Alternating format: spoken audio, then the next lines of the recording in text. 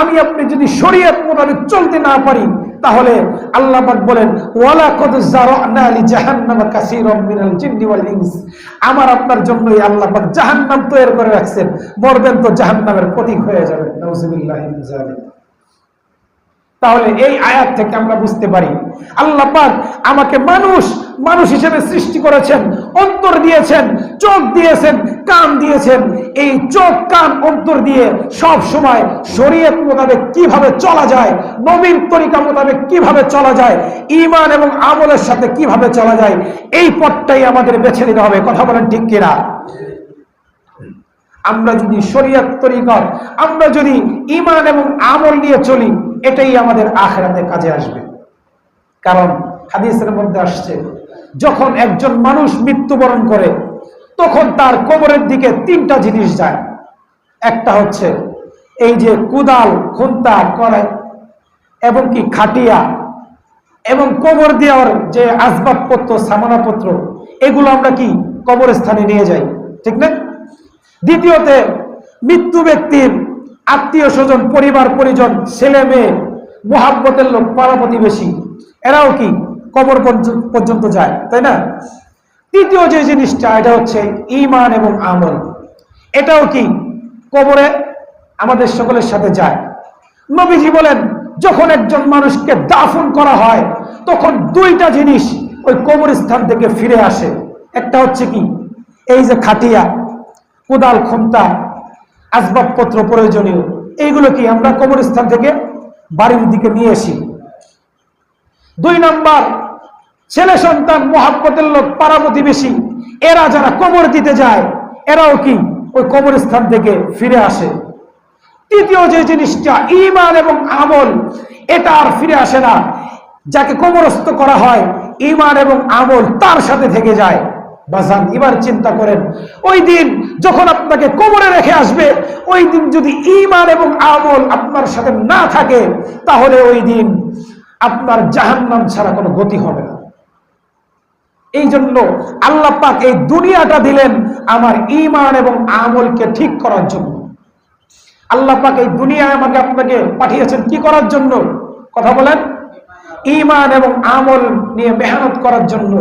ঈমান এবং আমল যদি ঠিক থাকে, তাহলে আল্লাহ পাক এই আখিরাতের ময়দানে আমার আপনার নামটা জান্নাতের খাতায় উঠায় জান্নাতি মেহমান বানায় দেবে। যারা বলেন না সুবহানাল্লাহ। আমাদের ঈমান খালেস করতে হবে। আখলিস দীনাকা ইয়াকফিকাল আমালুল কলিল, অল্প আমল করো, যদি ঈমানটা খালেস থাকে তাহলে এই ব্যক্তির জন্য আল্লাহ পাক নাজাতের ফয়সালা রাখছে। যারা বলেন সুবহানাল্লাহ। ঈমান কাকে বলে আমাদের জানতে হবে। ঈমানের সংজ্ঞা হচ্ছে তিনটা: তাসদীক বিল কলব, ইকরার বিল লিসান, আমল বিল আরকান। এই তিন কথার সমন্বয় হচ্ছে ঈমান। তাসদীক বিল কলব, অন্তর দ্বারা বিশ্বাস করা। শুধু আমি মুখে লা ইলাহা ইল্লাল্লাহ বললাম, কিন্তু অন্তরে আমার বিশ্বাস নাই, আমার অন্য মাজারে যায় সিজদার আমার অভ্যাস আছে, তাহলে আপনি ঈমানদার না। আপনি জিকির করেন লা ইলাহা ইল্লাল্লাহ, কিন্তু আপনার অন্তরের মধ্যে কুফরি শিরকি আছে, আপনি ঈমানদার না। ঈমানের অর্থ হচ্ছে তাসদীক বিল কলব, অন্তর দ্বারা বিশ্বাস করতে হবে। ইকরার বিল লিসান, এই জবান দ্বারা স্বীকার করতে হবে। আমল বিল আরকান, কাজে বাস্তবায়ন করতে হবে। আজকে আমি আপনি লা ইলাহা ইল্লাল্লাহ ঠিকই বলি, কিন্তু আমলের সাথে নাই, তাহলে আপনি পরিপূর্ণ ঈমানদার না। এই তিন কথার সমন্বয় ঈমান। অন্তর দ্বারা বিশ্বাস, মুখ দ্বারা স্বীকার, কাজে পরিণত। এই তিন কথার উপরে ঈমানকে খালেস করতে হবে এবং সদা সর্বদা আমলের সাথে থাকতে হবে। কারণ এই মৃত্যুর পর এই ঈমান এবং আমল ছাড়া অন্য কিছু আমার আপনার কাজে আসবে না। কোথায় এত বড় অট্টালিকা, কোথায় দালান কোঠা, বাড়ি গাড়ি, ধন সম্পদ, টাকা পয়সা, এগুলো আপনার কিছুই কাজে আসবে না। এই কিছুই আল্লাহর আযাব গজব থেকে আপনাকে আমাকে বাঁচাতে পারবে না। এই ঈমান এবং আমল আমাকে আপনাকে আল্লাহর আযাব গজব থেকে বাঁচাবে। এই জন্য এই পৃথিবীর জমিনে আমি আপনি যতদিন বেঁচে থাকবো ঈমান নিয়ে মেহনত করব, আমল নিয়ে মেহনত করব। কথা বলেন ঠিক কিনা? আমল করতে হবে। আমি আপনি যদি বেশি থেকে বেশি আমল করতে পারি, তাহলে আল্লাহ বলেন মান আমিলা সালিহান মিন যাকারি ওয়া উনসা ওয়া হুয়া মুমিন ফালানুহইয়ান্নাকুম হায়াতান তাইয়্যিবা। বান্দা, ঈমান এবং আমল নিয়ে চলবি, দুনিয়ায় বেশি বেশি আমল করবি, আমি তোর দুনিয়ার জীবনও সুখে রাখবো এবং আখিরাতের জীবনও সুখ শান্তি দিয়ে ভরে দিব। জোরে বলেন সুবহানাল্লাহ। যারা ঈমানদার, আল্লাহ পাক সাময়িক তাদেরকে বিভিন্ন বিপদ আপদ দিয়ে পরীক্ষা করে, কিন্তু তাদের দুনিয়াটাও একটা জান্নাত এবং আখিরাত হবে জান্নাত।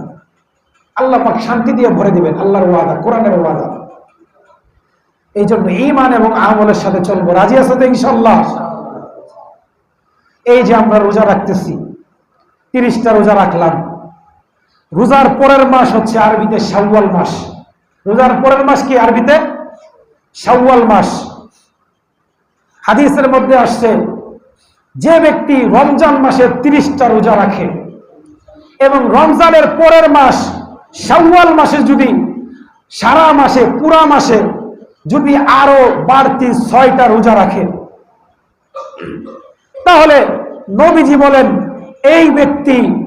এই ব্যক্তির আমল নামায় আল্লাহ পাক রব্বুল আলামিন সারা বছর নফল রোজার সওয়াব লিখে দেয়। যারা বলেন সুবহানাল্লাহ।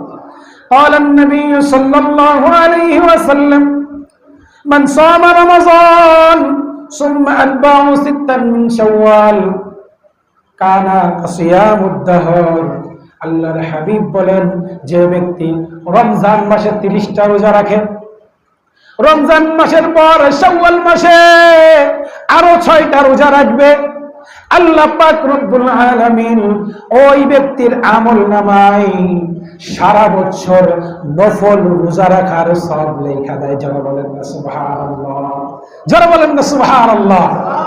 তাহলে যারা এই রমজান মাসে 30টা রোজা রাখতেছেন, রমজানের পরের মাস, এই যে ঈদের পরের দিন থেকে 1 মাস, এটার নাম কি? শাওয়াল মাস। এই শাওয়াল মাসে যদি পুরা মাসে আপনি যদি 6টা রোজা রাখেন, বৃহস্পতিবার, সোমবার এবং বৃহস্পতিবার আল্লাহ রাসূল কি প্রত্যেক মাসে প্রত্যেক সপ্তাহে রোজা রাখতেন। আপনি যদি ঈদের পরে সোমবার এবং বৃহস্পতিবার প্রত্যেক সপ্তাহে 2টা করে রোজা রাখেন, 4 সপ্তাহে 8টা হয়ে যায়, আপনি 6টা। এই 6টা রোজা যদি আপনি রাখতে পারেন, নবীজি বলেন সারা বছর রোজা রাখলে যেই ফজিলত হইতো, আল্লাহ পাক রব্বুল আলামিন রমজানের 30 রোজা এবং শাওয়াল মাসের 6 রোজা রাখলে আপনার আমল নামায় এই পরিমাণ ফজিলত দিয়ে দেয়। জোরে বলেন না সুবহানাল্লাহ। সাহাবারা আমল করতেন, তারা কোনো আমল ছাড়তেন না। এক সাহাবা, মহিলা সাহাবা, এক জায়গায় একটা কোনায় বসে কান্নাকাটি করতেছে। নবীজি সাল্লাল্লাহু আলাইহি ওয়াসাল্লাম ওই পাশ দিয়ে অতিক্রম করতেছে। নবীজি ওই মহিলা সাহাবাকে জিজ্ঞাসা করলেন, কি তুমি কান্নাকাটি করো কেন? কয়, হুজুর, আমার বিয়ার বয়স পার হয়ে যাইতেছে, কোন ছেলেই আমার বিয়ে করে না, আমার বাসা থেকে চাপ দিতেছে, তাই তোর বিয়ে হয় না, তোকে এইভাবে আমরা খাওয়াবো দাওয়াবো নি, এই জন্য আমি কান্নাকাটি করতেছি। তো আল্লাহর নবী, দয়ার নবী, মায়ের নবী বলতেছে, এইদিকে আসো, তোমার বিয়ে হয় না, কি কারণে, কি সমস্যা? তখন ওই মহিলা বলল, রাসূল, যখনই আমাকে কোনো পাত্র আমার বাড়িতে আমাকে দেখতে আসে, তখন আমি তাকে 3টা শর্ত দিই। যে 1 নম্বর শর্ত হচ্ছে, যে আমাকে বিবাহ করবে তার সারাটা বছর নফল রোজা রেখে কাটাইতে হবে। 1 নম্বর শর্ত কি? কথা বলেন, কথা কয় না। যে আমাকে বিবাহ করবে তার কি সারা বছর কি নফল রোজা রেখে কাটাইতে হবে। 2 নম্বর শর্ত দেই, যে আমাকে বিবাহ করবে তার সারা রাত নফল নামাজ পড়ে কাটাইতে হবে। 2 নম্বর শর্ত কি? সারা রাত নফল নামাজ পড়ে কাটাইতে হবে। 3 নম্বর শর্ত হচ্ছে, যে আমাকে বিবাহ করবে তার প্রত্যেক দিন এক খতম কোরআন পড়ে ঘুমাতে যাইতে হবে। 3টা বড় বড় শর্ত দিয়ে ওই মহিলা কয়টা শর্ত দেয়? 3টা শর্ত। 1 নম্বর, সারা বছর নফল নামাজ পড়ে কাটাইতে হবে। 2 নম্বর, সারা রাত নফল নামাজ পড়ে কাটাতে হবে। 3 নম্বর, প্রত্যেক দিন এক খতম কোরআন পড়ে তারপরে ঘুমাতে যেতে হবে। গলার আওয়াজ আজকে ডাইবে গেছে, কথা কি বুঝতেছেন আপনারা? কষ্ট হচ্ছে না তো? তাহলে ওই মহিলাকে যে পুরুষই দেখতে যায় 3টা শর্ত দেয়। এক নম্বর কি, সারা বছর নফল নামাজ পড়ে কাটাইতে হবে। 2 নম্বর, সারা রাত নফল নামাজ পড়ে কাটাইতে হবে। 3 নম্বর কি, প্রত্যেকটা দিন 1 খতম কোরআন পড়তে হবে। কি পারবেন নি আপনারা? যুবকরা যদি বিবাহ করতে যায়, যদি কোনো মেয়ে এই শর্ত দেয়, কি বিবাহ কি হবে, নাকি সারা জীবন কুমার থাকতে হবে? এখন যেই যুবকী ওই মহিলাটাকে দেখতে যায়, এই শর্ত দেয়, কেউ আর বিবাহ করে না, চলে আসে। তো এভাবে কি তার বিবাহের বয়স পার হয়ে যাইতেছে, পরিবার থেকে চাপ দিছে, মহিলা কান্নাকাটি করতেছে।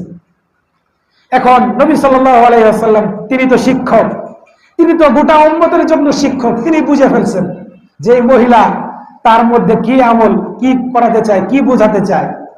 নবীজির সাথে কয়েকজন সাহাবা ছিল। নবীজি বললেন, হ্যাঁ সাহাবারা, এই মহিলা যে শর্ত দিল, এই শর্তের সাথে তোমরা কি কেউ তাকে বিবাহ করতে রাজি আছো? এক সাহাবা, হুজুর আমি বিবাহ করতে রাজি আছি। এই যে মহিলা যে 3টা শর্ত দিল, পালন করতে পারবা? সাহাবা বলল, অবশ্যই আমি পালন করতে পারবো, আমার সাথে তার বিবাহের মধ্যে আবদ্ধ করে দেন। এবার আল্লাহর হাবিব তার সাথে বিবাহ বসাই দিছে। 2 জন ঘর সংসার করতেছে। কিছুদিন পর ওই মহিলা সাহাবী আবার নবীজির কাছে আসছে, নবী আপনি তো আপনার এই সাহাবীর সাথে আমাকে বিবাহ বন্ধনে আবদ্ধ করে দিয়েছেন 3টা শর্তের সাথে। সে সারা বছর নফল রোজা করবে, সারা বছর প্রত্যেকটা দিন প্রত্যেকটা রাত্র নফল নামাজ পড়ে কাটাবে, এবং প্রত্যেক দিন 1টা খতম কোরআন পড়বে, কিন্তু একটা দিনে তো আমল করে না। সুতরাং আমি তার সাথে থাকতে চাই না, আমাদেরকে আলাদা করে দেন। তখন নবীজি ওই সাহাবাটাকে আসছে, কিও তুমি তো ওই 3 শর্তের সাথে এই মহিলাকে বিবাহ করেছিলা, তুমি তো ওই 3 শর্ত এখন পালন করো না, তোমার সাথে তো ওই মহিলা থাকতে চায় না।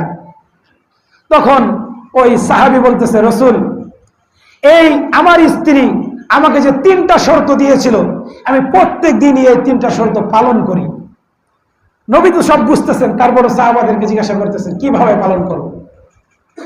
ওই সাহাবী বলতেছেন, হে নবী আপনি বলেছেন মান সামা রমাযান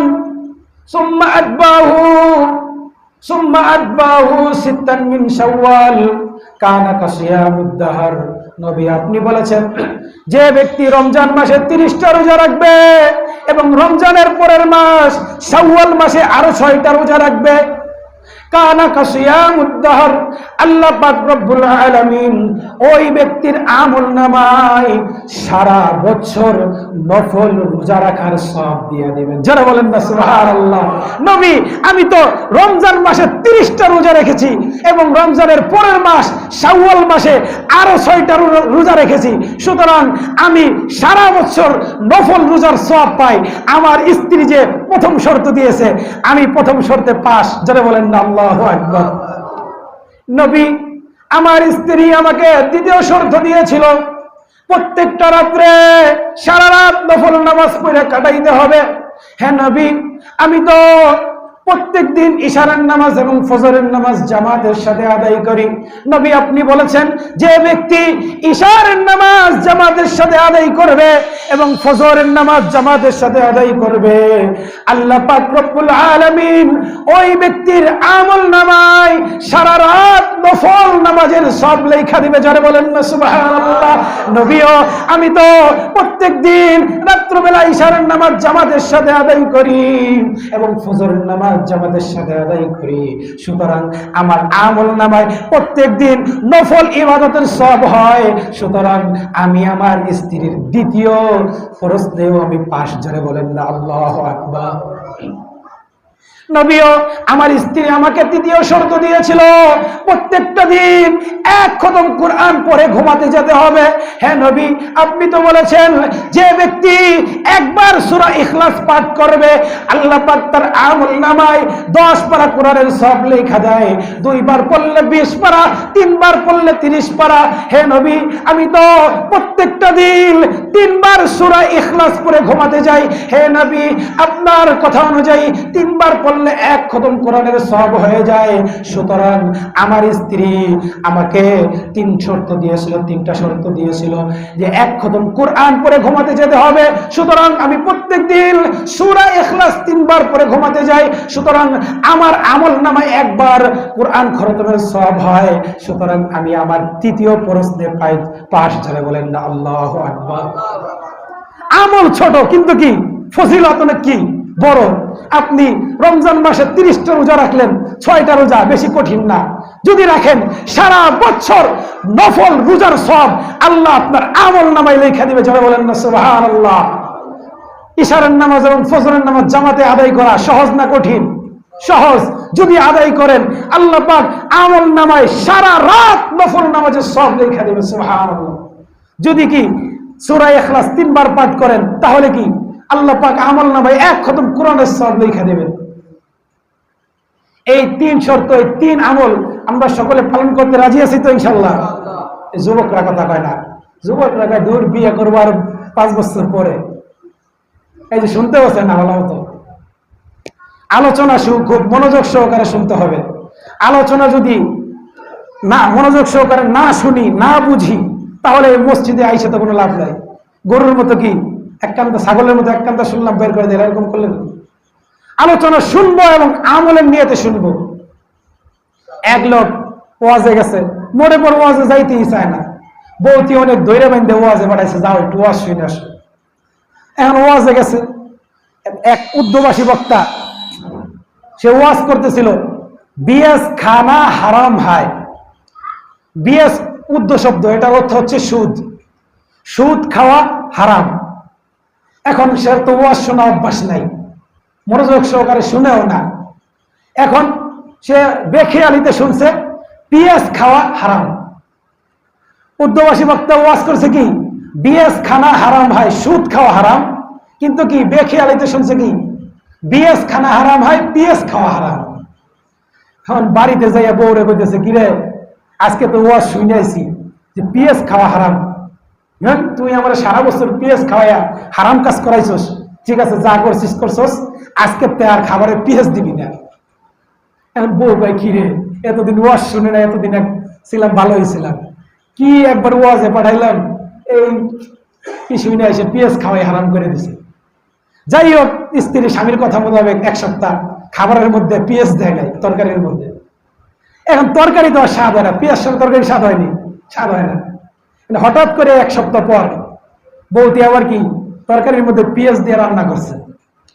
এখন স্বামী যখন খাইতে গেছে, খাবারের স্বাদ দেখে আলাদা, এতদিন এক স্বাদ, আজকে পিএসের স্বাদ কি আলাদা। এখন স্বামী স্ত্রীকে বলতেছে, আই আজকে তো তুই খাবারের মধ্যে পিএস দিছস, খাবারের তো স্বাদ লাগতেছে। হ্যাঁ, পিএস ছাড়া তো খাবারে তেমন স্বাদ হয় না, এই জন্য আজকে একটু দিছি। এখন এই কথা শোনার সাথে স্বামী বউরে আচ্ছা মতো মারা শুরু করছে, পিএস খাওয়া হারাম, আমি ওয়াজে শুনে আইছি, তুই পিএস দিয়ে আমার হারাম খাওয়াইতেছিস, ইচ্ছা তোর মারতেছে। পাশের এক আলেম ছিল, পাশের বাড়িতে সে আসছে, এসে বলতেছে, কিরে মারো কেন? হুজুর এই যে আমি ওয়াজ শুনে আইছি পিএস খাওয়া হারাম, আমার বউ এই যে পিএস দিয়ে আমার কি হারাম খাওয়াইতেছে, আমি ওর মারবো না, আদর করবো নি। আমি যদি ওরা না মারি, ফেরেশতারা তো আমার মারা শুরু করবে, ফেরেশতারা আমার মারবে, আগে ওরে মাইরে একটু কি করি অভ্যাস করি। এলো কি বেখেয়ালিতে যারা ওয়াজ শুনে, আলোচনা শুনে, তাদের অবস্থা হলো এই, শুনবে একটা কি শুনবে এখানে কি এটা হালাল পথ, এটা হারাম পথ, কিন্তু ভালো মতো শুনবে না, না শুনি না সে যাইই সে সুদ খাবে, ঘুষ খাবে, হারাম কাজ করবে, মিথ্যা জিনা ব্যভিচার করবে, এই খেতে যাই আইল কাটবে। কথা বলে ঠিক কিনা? আর যদি আলোচনা ঠিকভাবে শুনে তাহলে কি আল্লাহর ভয় আসবে, কুরআন সুন্নাহর আলো অন্তরের মধ্যে আসবে, এই ব্যক্তিটার ভালো হওয়া সম্ভব। কথা বলেন ঠিক কিনা? সম্মানিত হাজিরিন, আর 2-1টা কথা বলে আলোচনা শেষ করব। আল্লাহর নবী হাদিসের মধ্যে বলেছেন, মান বানা লিল্লাহি মসজিদান বানাল্লাহু বাইতান ফিল জান্নাহ। ছোট্ট হাদিস, নবীজি বলেন, যে ব্যক্তি এই পৃথিবীর জমিনে একটা মসজিদ তৈরি করবে, আল্লাহ পাক রব্বুল আলামিন ওই বান্দার জন্য আখিরাতের ময়দানে একটা বালাখানা, জান্নাতের মধ্যে একটা বালাখানা তৈরি করবে। যারা বলেন না সুবহানাল্লাহ। আরে ভাই, আপনি দুনিয়ার মধ্যে একটা আল্লাহর ঘর বানাইবেন, আল্লাহ পাক আপনার জন্য জান্নাতের মধ্যে একটা বালাখানা তৈরি করবে। যারা বলেন না সুবহানাল্লাহ। আবার বলেন না সুবহানাল্লাহ। এই জন্য এই দুনিয়ার মধ্যে আমি আপনি মসজিদ বানানোর জন্য প্রস্তুত, কথা বলেন ঠিক কিনা? আরেকটা হাদিস বলি, আল্লাহর হাবিব সাল্লাল্লাহু আলাইহি ওয়াসাল্লাম বলেছেন, ও আমার উম্মতেরা, এই যে তোমরা মসজিদ দেখতেছো, হাশরের ময়দানে আমি আল্লাহ পাক রব্বুল আলামিন এই মসজিদগুলোকে বড় বড় গাড়ি বানায়া দিব, বড় বড় লিফট বানায়া দিব, বড় বড় বিমান বানায়া দিব। আর হাশরের ময়দানে এই মসজিদগুলো, যারা মসজিদওয়ালা, যারা 5 ওয়াক্ত নামাজ মসজিদে আইসা পড়তো, যারা মসজিদের খেদমত করতো, যারা মসজিদ নির্মাণ করেছে টাকা দিয়ে, পয়সা দিয়ে, অর্থ দিয়া, বুদ্ধি দিয়া, শ্রম দিয়া, এই মসজিদওয়ালাদেরকে হাশরের ময়দানে মসজিদওয়ালা বলে ডাকবে। মসজিদওয়ালা বলে ডাইকা এই মসজিদওয়ালাদেরকে এভাবে মসজিদের মধ্যে উঠাবে। মসজিদের মধ্যে উঠানোর পর আল্লাহ পাক এই মসজিদগুলোকে আদেশ করবে, হে মসজিদ, এখন তো তুমি তোমার মসজিদওয়ালাদেরকে মসজিদের মধ্যে ঢুকাইছো, আমি আল্লাহ আদেশ করলাম তুমি এই মসজিদওয়ালাদেরকে নিয়ে আমার জান্নাতের মধ্যে দাখিল হয়ে যাও। জোরে বলেন না সুবহানাল্লাহ। যাইতে চান জান্নাতে? জান্নাতে যাইতে চাইলে আল্লাহর নবীজির হাদিস মানতে হবে, মান বানা লিল্লাহি মাসজিদান বানাল্লাহু বাইতান ফিল জান্নাহ। এই দুনিয়ার জমিনে মসজিদ বানাইতে হবে, তাহলে আল্লাহ পাক আমার আপনার জন্য জান্নাতের মধ্যে বাড়ি বানাবেন, ঘর বানাবেন। এই যে সৌদি আরব যারা থাকে, তারা কি বিশাল বড় বড় মসজিদ বানায়, মসজিদে আবু বকর, মসজিদে ওমর, এভাবে তারা কি বহুত বড় বড় মসজিদ বানায়। আমরা তো হতে পারি না। আমরা এলাকায় যারা আছি, আমরা সকলে মিলে যদি টাকা দিয়া, অর্থ দিয়া, বুদ্ধি দিয়া, শ্রম দিয়া সকলে যদি প্রচেষ্টা করি, তাহলে এখানে এই মসজিদটা প্রায় 20 বছর হয়ে গেছে পুরানো।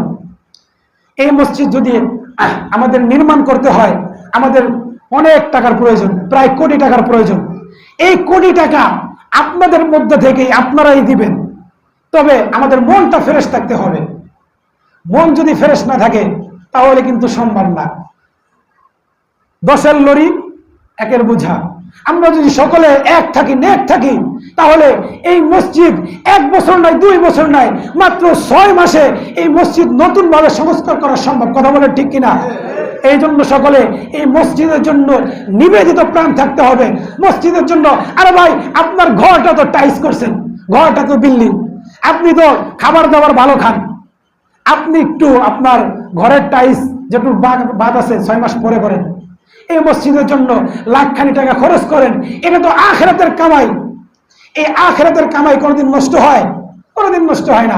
কুরআনের আয়াত যে ওমা তুকদ্দিমু লিআনফুসিকুম তাজিদুহু ইনদাল্লাহ, যা কিছু আমি আপনি আখিরাতের জন্য নেক আমল পাঠাবো, এটা আমার জন্য, আপনার জন্য আখিরাতে আল্লাহ পাক পুঁজি হিসেবে রাখবে। আল্লাহ পাক রব্বুল আলামিন হাদিসের মধ্যে নবীজি বলেন, বনি আদম যেই দানটাই করে এই দানটা আল্লাহর কাছে পৌঁছে যায়, আর আল্লাহ পাক রব্বুল আলামিন এই দানটা পালতে থাকে। যেরূপ আমি আপনি গরু ছাগল পারি, গরু ছাগল পালতে পালতে যখন কি হয়, গরু ছাগলের পাল হয় না? গরু ছাগল কি পাললে পাল হয় না? আস্তে আস্তে কি গরু ছাগলের পাল হয়ে যায়। আমি আপনি যে এই দান সৎকার করি, এই দানগুলো আল্লাহ পাক ডাইন হাতে গ্রহণ করে নেয়, এবং এই দান আল্লাহ পাক পালতে পালতে একেবারে উহুদ পাহাড় সমপরিমাণ বানাইয়া আখিরাতের ময়দানে এই বান্দার আমল নামায় ডাইন হাতে দিয়া এই বান্দাকে জান্নাতি মেহমান বানাই দিবে। যারা বলেন না সুবহানাল্লাহ। এই জন্য আপনারা সকলে ওয়াদা করেন, এই মসজিদের জন্য আমি আপনি সকলেই স্বতঃস্ফূর্তভাবে এই মসজিদে দান সৎকার করবো। রাজি আছেন তো? ইনশাল্লাহ। ইনশাল্লাহ আমি ওই মসজিদের জন্য দান করব। কারা কারা দান করতে রাজি আছেন? যারা হাত উঠেছে, আল্লাহ এই হাতগুলোকে হাশরের ময়দানে মসজিদ ওয়ালা বানাইয়া জান্নাতি মেহমান বানাইয়া দিও।